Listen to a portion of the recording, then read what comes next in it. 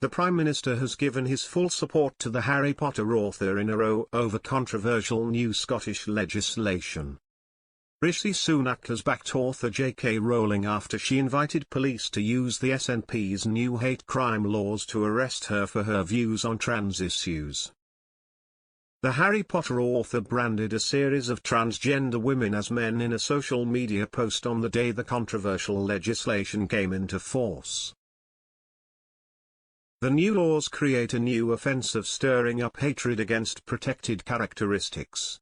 But Mr. Sunak gave his support to Rowling, who has been one of the highest-profile critics of the legislation. The Prime Minister said, "People should not be criminalized for stating simple facts on biology. We believe in free speech in this country, and Conservatives will always protect it." The Edinburgh-based author took to X on Monday to share pictures of 10 trans women. She added, "April Fools. Only kidding. Obviously, the people mentioned in the above tweets aren't women at all, but men, every last one of them." Rowling warned that the legislation is wide open to abuse by activists who wish to silence those of us speaking out about the dangers of eliminating women's and girls' single-sex spaces.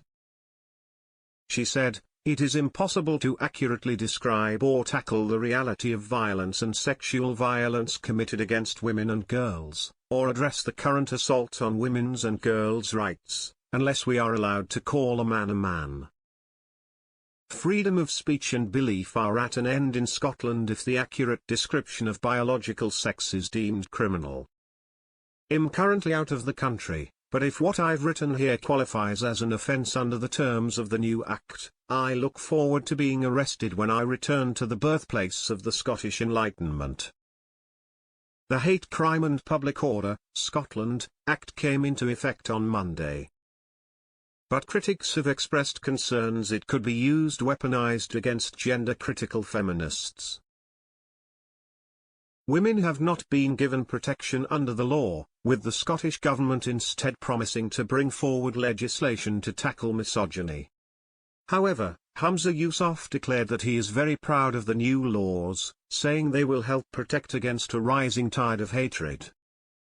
The Scottish First Minister also insisted he is very confident in Police Scotland's ability in order to implement this legislation in the way it should. It comes despite the force confirming more than a third of its officers have not yet completed an online training course in the new laws, with Deputy Chief Constable Alan Spears saying that 10,000 of the force's 16,000-plus officers have done so.